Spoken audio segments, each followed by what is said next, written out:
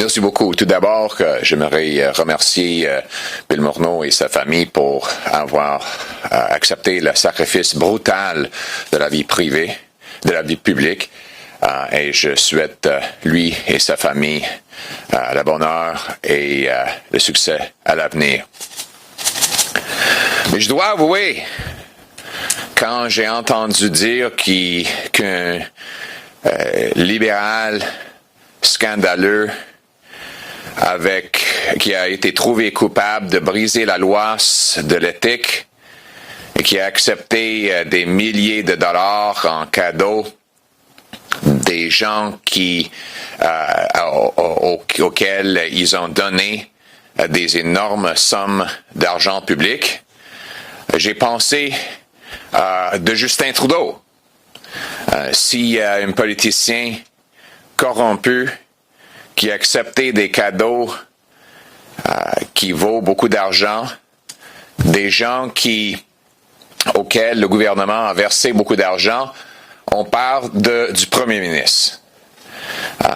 Si on parle de quelqu'un qui a brisé la loi de l'éthique et qui a été trouvé coupable pour cela, on parle de Justin Trudeau.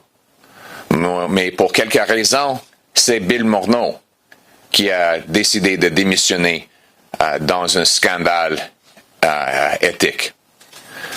C'est un gouvernement qui est en train d'être défini par la corruption et le chaos. Un gouvernement qui a essayé de verser près d'un demi-milliard de dollars à un groupe qui a donné des vacances illégales de 41 000 dollars au ministre des Finances et qui a versé plus de 500 000 dollars à la famille Trudeau. C'est une famille, c'est un gouvernement qui verse des contrats aux entreprises des membres de famille du PMO. Et c'est un gouvernement qui se concentre sur l'enrichissement de ses amis et de leur famille lorsqu'il devrait se concentrer sur la reprise économique et la pandémie COVID-19. C'est Justin Trudeau qui est le responsable de ces scandales. C'est Justin Trudeau qui devrait prendre la responsabilité. Et c'est Justin Trudeau qui devrait démissionner, comme on a déjà mentionné. Personne ne croit que c'est un grand désaccord sur les questions de politique publique qui a engendré cette démission. On sait que Justin Trudeau regardait son ministre des Finances qui allait être trouvé coupable pour une troisième fois d'enfreindre la loi sur l'éthique.